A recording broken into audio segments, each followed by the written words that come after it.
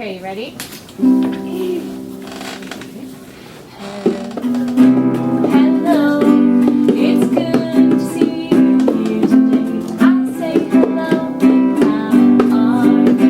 how are you? Everything that I do depends on the needs of the patients. The hospital is not a normal part of childhood, and so my job is to help them to, be a child or learn how to cope with being in the hospital. I got a feeling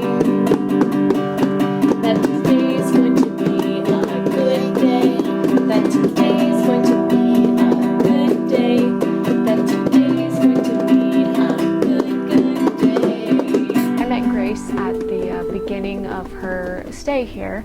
At that time she had a lot of energy, was all over her room. Our first session, she was up dancing around with the instruments, and then as her medical treatment progressed, she was more anxious and not really afraid almost, of procedures and just her daily cares that have to happen.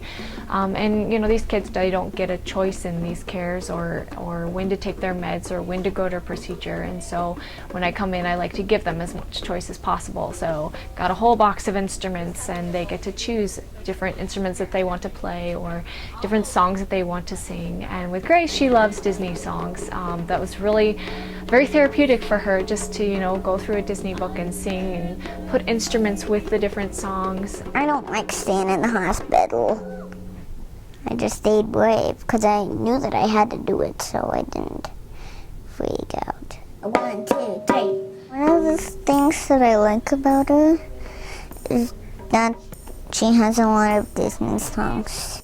It makes me not think about things that I'm worrying about. I might get, a thank you or that was so much fun, but oftentimes it's not just that, it's like just they're smiling and they're more engaged, they're more active, and all of those things really help in the healing process.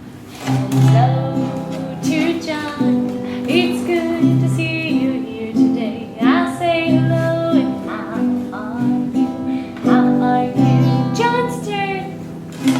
Hello to John.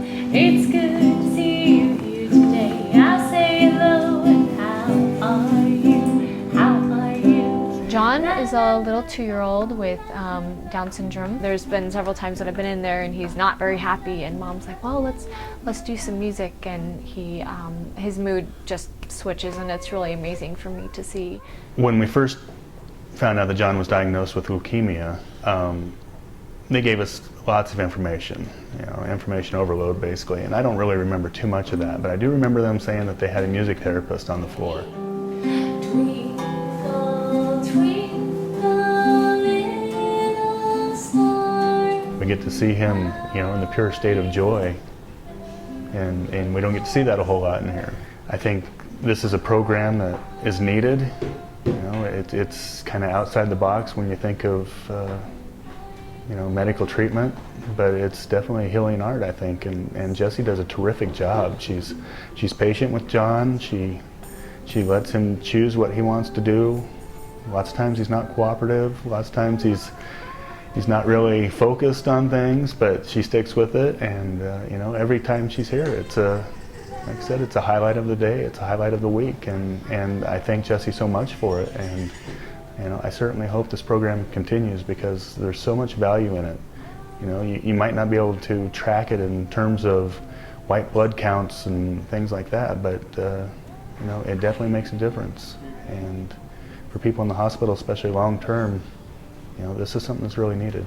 A lot of times when I'm walking around the hospital, I carry this big cart of instruments with me, and I have this guitar, and I look kind of out of place, and people ask me, oh, where's the performance or where's the concert? And I have to respond, oh, hey, I'm the music therapist that works with pediatric patients, and while I do sing and play instruments with the kids, it's more about improving their health and meeting those non-musical goals and non-musical needs that they might have on a daily basis.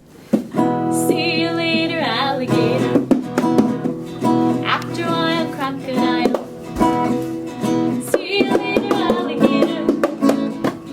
After a while, crocodile. Now the music time is over. It is time